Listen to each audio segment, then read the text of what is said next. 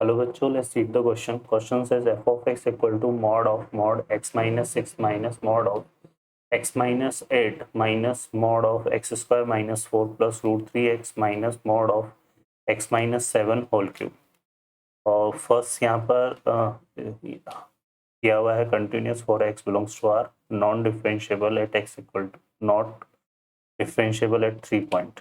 Second में दिया हुआ है f of x equal to x square minus 9 mod of x square plus 11x plus 24 plus sine mod of x minus 7 plus cos mod of x minus e plus x minus 1 whole raised to 3 by 5 sin x minus 1. और यहाँ पे दिया हुआ है discontinuity at a single point of only and not differentiable eight 4 point. T part की बात करें तो एफ ऑफ एक्स दिया हुआ है x plus 1 whole raise to 3 by 5 minus 3 by 2 और for x less than minus 1 x minus 1 by 2 cos inverse 4x cube minus 3x minus 1x minus 1 and x minus 1 whole raised to 5 by 3 x lie between 1 to 2. ठीक है. So discontinuous at x equal to 2 and not differentiable at 2 point. And f d की बात करें तो f of x क्या है यहाँ पर fractional part of sin x fractional part of cos x plus sin cube pi fractional part of x into greatest integer of x. और x belong कर रहा है -1 से 2 पाई. Discontinuous at 3 point and not differentiable at 5 point. Then which of the following combination is correct? A को match किया हुआ है first से और R से, C को मैच किया हुआ है सेकंड और R से, D को मैच किया हुआ है फोर्थ और P से, और A को मैच करना है यहाँ पे किया हुआ है फर्स्ट और Q से. हमें इसमें करेक्ट मैचिंग को बताना है. तो सॉल्व करते क्वेश्चन को. इस क्वेश्चन के रिगार्डिंग जो की कॉन्सेप्ट है वो देख लेते हैं यहाँ से हम पहले. की कॉन्सेप्ट में अगर हम बात करें तो एक तो हमारे पास ये रिजल्ट होता है बच्चों कि mod of x minus a non differentiable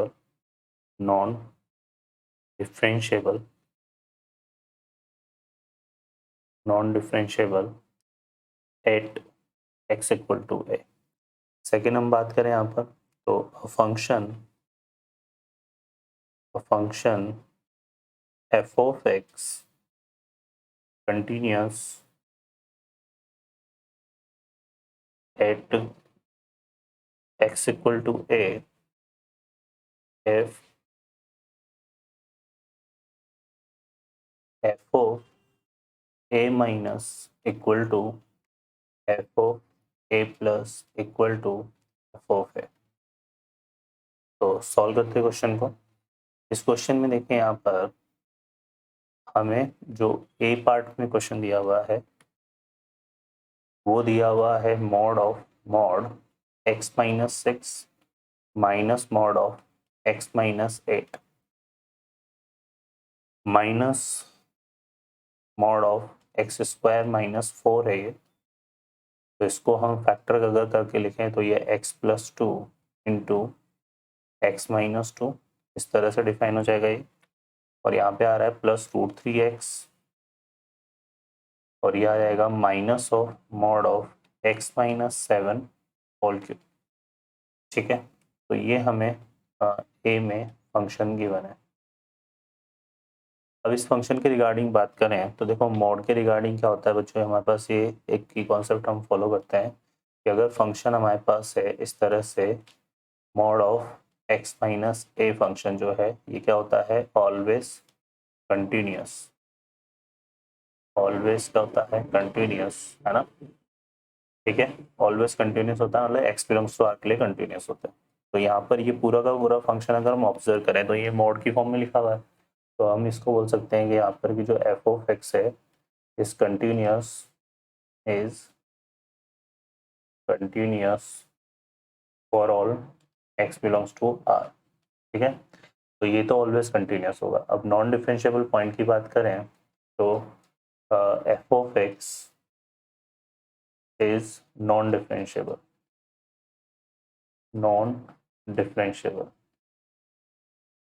तो यहाँ पर अगर देखें तो क्लियरली नजर आ रहा है कि mod ऑफ x माइनस 6 से mod ऑफ x माइनस 8 है. तो नॉन डिफरेंशिएबल पॉइंट एक 6 हो जाएगा एक 8 हो जाएगा. यहाँ mod में +2 और -2 आ रहा है तो -2 आ जाएगा एक पॉइंट और एक पॉइंट आ जाएगा 2. और √3x तो पॉलिनोमियल है तो ये तो नॉन डिफरेंशिएबिलिटी को डिफाइन नहीं करेगा, मतलब ऑलवेज डिफरेंशिएबल होता है. और यहाँ पावर देखो, अगर मोड की पावर इवन होती ना तो फिर मोड का कोई रोल नहीं बनता, ठीक है। पर अगर पावर ओड है तो फिर वो नॉन डिफरेंशियबिलिटी को डिफाइन करेगा x-7 से जो 7 मिलेगा, तो 7 भी यहाँ पर नॉन डिफरेंशियबल पॉइंट होगा, ठीक है। तो टोटल जो नॉन डिफरेंशियबल पॉइंट है, अगर हम बात करें number of non differentiable point, non differentiable point,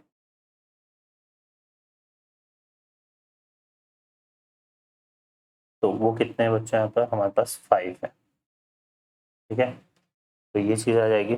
अब इसमें देखो ऑप्शन में हमारे पास नेक्स्ट सी की और डी की बात हो रही है केवल, तो बी को हम नहीं कंसिडर कर रहे हैं, यहाँ पे सी को कंसिडर करते हैं। सी में हमें एफ ऑफ एक्स गिवन है, सी को अगर देखें तो एफ ऑफ एक्स हमें क्या गिवन है, x+1 होल रेज टू 3/5 -3/2, ठीक है, और x लेस देन -1। नेक्स्ट हमें गिवन है यहाँ पे x-1/2 cos inverse 4x³ -3x, ठीक है, -1 से 1, ठीक है।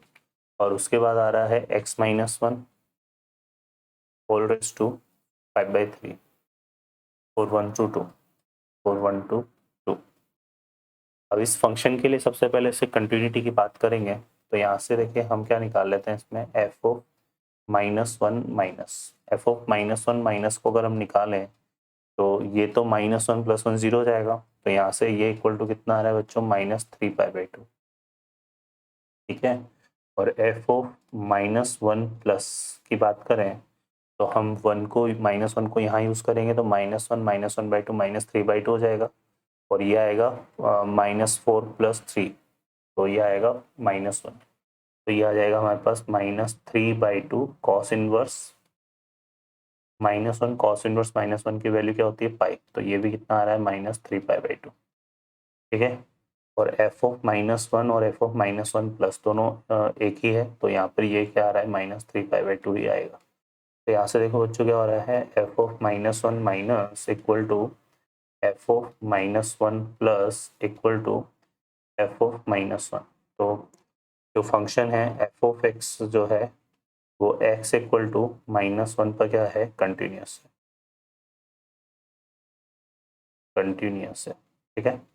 फिर आते हैं हम यहाँ पर सेकंड जो बात करें हम इसमें 1 पर कर लेते हैं, तो एफ ऑफ 1 की अगर हम बात करें तो 1 माइनस निकाल लेते हैं, 1 माइनस के लिए 1 यहाँ पुट करेंगे तो 1 - 1/2 कितना आएगा, 1/2, ठीक है।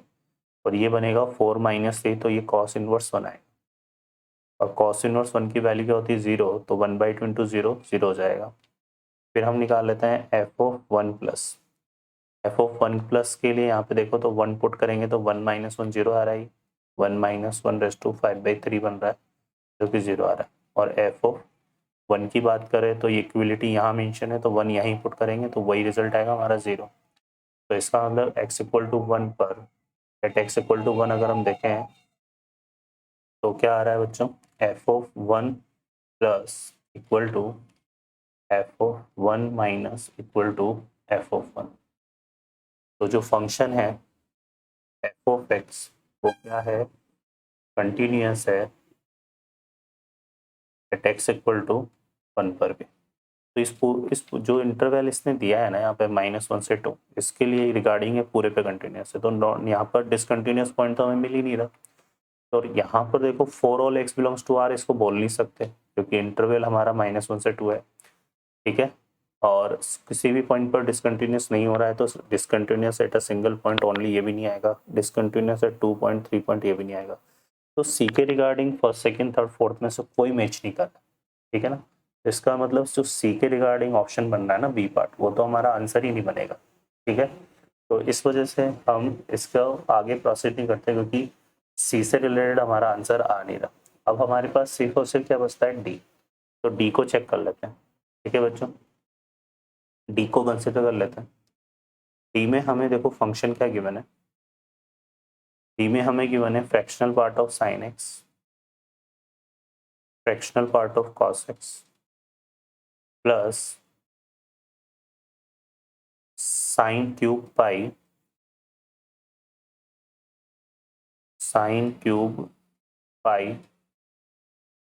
Fractional part of x into greatest integer of x।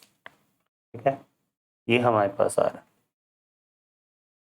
अब इसकी अगर हम बात करें तो यहाँ से अगर देखो तो ये दो पार्ट में अगर हम इस फंक्शन को देखें तो ये जो फंक्शन है हमारे पास ये वाला sine cube pi fractional part of x into greatest integer of x।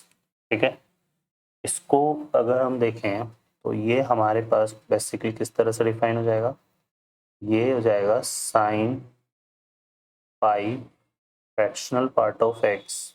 ठीक है, और ये हो जाएगा whole cube greatest integer of x, इस तरह से डिफाइन होगा। ठीक है, अब इस फंक्शन को अगर हम चेक करें ना यहाँ पर तो ये क्या हो रहा है, for all x belongs to r, ये जो फंक्शन है हमारा क्या होगा, कंटिन्यूस होगा। तो कंटिन्यूस होगा क्योंकि यहाँ पर देखो फ्रैक्शनल पार्ट ऑफ x आ रहा है, तो यहाँ पर ये ऑलवेज कैसे लाई करेगा, 0 to 1 लाई करेगा। ठीक है, और इंटीजर के लिए तो ये 0 देगा। फ्रैक्शनल पार्ट ऑफ x जो इंटीग्रल वैल्यू होती है ना, x हमारा कैसे लाई कर रहा है, यहाँ पर -1 से 2 पाई लाई कर रहा है, तो -1 से 2 पाई में जितने इंटीजर आएंगे उसके लिए तो ये 0 हो जाएगा। ठीक है, और नॉन इंटीग्रल पॉइंट जो होंगे उसके लिए ये 0 हो जाएगा। तो इस वजह से ये पूरा का पूरा मतलब ग्रेटेस्ट इंटीजर x जो है वो 0 दे देगा। तो ये पूरा का पूरा जो रिजल्ट है ना बच्चों हमारा यहाँ पर क्या होगा, 0 ही आएगा, तो ये कंटिन्यूस आ जाएगा। ठीक है ना, तो ये फंक्शन क्या है बच्चों हमारे पास बेसिकली कंटिन्यूस होगा for all x belongs to r। ठीक है, अब हम बात कर लेते हैं इसकी। तो यहाँ पर एक हमारे पास रिजल्ट होता है, उसको हम फॉलो करेंगे। ये जो fractional part of x function होता है इज discontinuous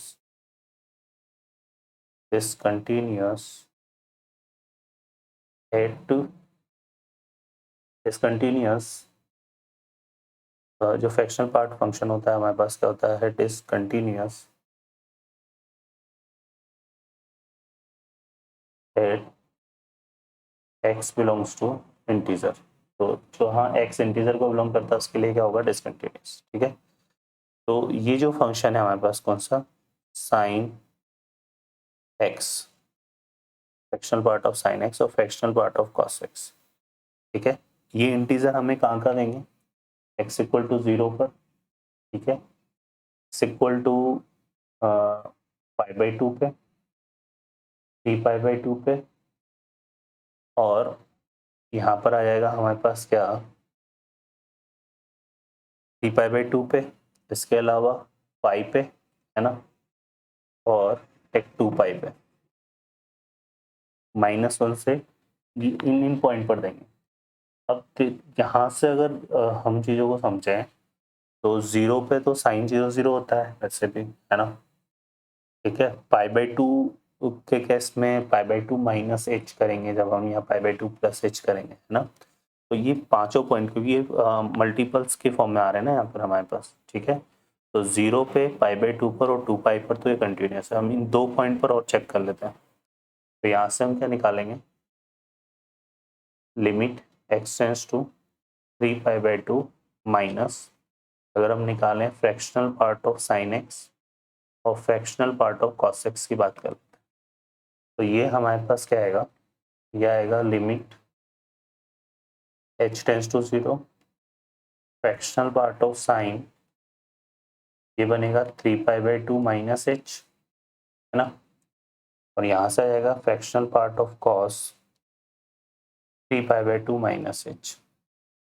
ठीक है, तो ये साइन 3π/2 माइनस थीटा जो होता है वो थर्ड क्वाड्रेंट में लाई करेगा। थर्ड क्वाड्रेंट में दोनों नेगेटिव होते हैं, तो ये क्या आएगा हमारे पास, माइनस साइन h आएगा, और माइनस साइन h को हम क्या लिख सकते हैं, सॉरी माइनस कॉस h आएगा, तो ये इसको लिख सकते हैं 1 माइनस कॉस h, और ये आएगा हमारे पास माइनस का साइन h, इसको लिख सकते हैं 1 माइनस साइन h।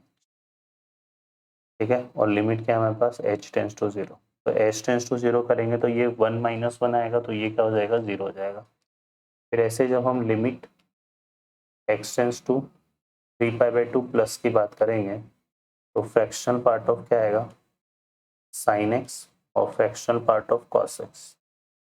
ठीक है, तो ये आ जाएगा हमारे पास लिमिट एच टेंस टू 0। यहाँ पर हमारे पास क्या बनेगा, देखो साइन, ये बनेगा fractional part of sine 3π/2 plus h, और क्या आ जाएगा हमारे पास cos, fractional part of cos 3π/2 plus h. ठीक है, तो ये पे देखो लिमिट एच टेंस टू 0, ये आ जाएगा साइन 3π/2 प्लस थीटा क्या होता है, कॉस थीटा होता है, और माइनस कॉस थीटा हो जाएगा फोर्थ क्वाड्रेंट में, है ना। तो माइनस का कॉस एच आएगा और इसका फ्रैक्शनल पार्ट लेंगे तो 1 माइनस कॉस एच बनेगा। और इसकी बात करें यहाँ पर तो ये बन जाएगा हमारे पास कॉस, क्या बन जाएगा, साइन माइनस साइन, कॉस है ना तो पॉजिटिव होता है कॉस तो फोर्थ क्वाड्रेंट में, तो यहाँ से क्या आएगा, साइन एच आएगा ये, और साइन एच का फ्रैक्शनल पार्ट साइन एच की फॉर्म में आ जाएगा, तो ये आ जाएगा। ठीक है, अब टेंस टू 0 अप्लाई करेंगे तो ये भी हमारा cos 0 1 होता है, तो 1 माइनस 1 0, तो होल रिजल्ट 0 हो जाएगा। ठीक है, और अगर हम एफ ऑफ 3π/2 पर को देखें तो एफ ऑफ 3π/2 जो है वो यहाँ पे साइन 3 cos 3π/2 की वैल्यू क्या होती है, 0 होती है, तो फिर ये 0 ही आ जाएगा, तो ये भी 0 आ रहा है, तो इसका मतलब हम बोल सकते हैं कि एट एक्स इक्वल टू 3π/2 ये क्या है, कंटिन्यूस है। क्या है ये, कंटिन्यूस। ठीक है, और x इक्वल टू पाई पर अगर हम देखें इसी तरह से तो यहाँ पर देखो क्या आएगा, साइन, इसकी बात कर लेते हैं साइन, सिमिलरली देखो इसी को देखेंगे तो यहाँ पर देखो क्या बनेगा, अगर हम वही LHL के लिए जाते हैं तो ये पाई माइनस एच होगा, साइन पाई माइनस थीटा क्या होता है, साइन थीटा होता है, तो ये साइन एच आएगा, और यहाँ पे माइनस का कॉस एच, माइनस का कॉस एच आएगा, माइनस कॉस एच को 1 माइनस कॉस एच लिखेंगे, और साइन पाई पर वैल्यू 0 होती है तो ये 0 हो जाएगा। और इसी तरह से जब हम उसको डिफाइन करेंगे किसके लिए, यहाँ पर π/2 प्लस के लिए, तो यहाँ π/2 प्लस एच आएगा, π/2 प्लस एच के केस में थर्ड क्वाड्रेंट में चले जाते हैं तो उस केस में तो ये माइनस का साइन एच बनेगा, तो ये 1 माइनस साइन एच आ जाएगा, और यहाँ पर जो कॉस एच है वो भी नेगेटिव होगा तो ये 1 माइनस कॉस एच आएगा, है ना। तो फिर वही टेंस टू 0 पर 1 माइनस कॉस एच 0 हो जाएगा, तो भी ये 0 आ रहा है, और एफ ऑफ पाई पे साइन पाई की वैल्यू 0 होती है तो इंटीग्रल वैल्यू पर ये रिजल्ट 0 आना ही है। इसका मतलब इस वाले x इक्वल टू पाई पर भी जो है ना ये क्या है, कंटिन्यूस है। ठीक है, तो इस वजह से हम ये 2 पॉइंट पर ये कंटिन्यूस है, बाकी 0 π/2 और 2 पाई पर अगर हम इसी वे में जैसे मैंने 3π/2 को चेक किया है वैसे चेक करेंगे तो ये हमारा क्या आएगा, डिसकंटिन्यूस ही आएगा। तो यहाँ पर टोटल जो है नॉन डिफरेंशिएबल पॉइंट जो है, डिसकंटिन्यूस पॉइंट जो है, डिसकंटिन्यूस पॉइंट की अगर हम बात करें तो वो हमारे पास क्या हो जाएगा, x इक्वल टू 0, π/2 और 2 पाई, तो ये 3 पॉइंट हो गए। ठीक है, तो और कोई भी फंक्शन जिन पॉइंट पर डिसकंटिन्यूस होता है उन्हीं पॉइंट पर क्या होता है, नॉन डिफरेंशिएबल होता है, तो इन पॉइंट पर ये नॉन डिफरेंशिएबल भी होगा। तो यहाँ पर d के साथ जो मैच कर रहा है वो मैच कर रहा है 3 डिसकंटिन्यूस पॉइंट और 3 नॉन डिफरेंशिएबल पॉइंट। ठीक है ना, तो d के साथ बेसिकली फोर्थ और p मैच कर रहा है, तो यहाँ पर d के साथ फोर्थ और p आ रहा है, तो सी ऑप्शन हमारा करेक्ट हो जाएगा। ए को हमने चेक किया था तो ए में हमें क्या मिल रहा था, ए में मिल रहे थे हमें 5 नॉन डिफरेंशिएबल पॉइंट और कंटिन्यूस ऑलवेज, तो ए के साथ फर्स्ट आ रहा है और 5 आ रहे हैं, तो इसने तो आर दे रखा है बल्कि एस मैच कर रहा है, तो ए तो हमारा आंसर होगा नहीं। टी के लिए हमने बता ही दिया है यहाँ पर कि इसकी डिसकंटिन्यूटी के रिगार्डिंग कोई रिजल्ट है नहीं यहाँ, ठीक है ना, तो ये वैसे नहीं होगा। तो और फर्स्ट ए का फर्स्ट है ना, कंटिन्यूस फॉर ऑल, और क्यू में भी 4 दे रखा है तो वो भी करेक्ट नहीं होगा, तो यहाँ करेक्ट आंसर बच्चों सी ऑप्शन होगा। ओके बच्चों, इस तरह से प्रॉब्लम सॉल्व होगी। I hope you understand well, best of luck, thank you.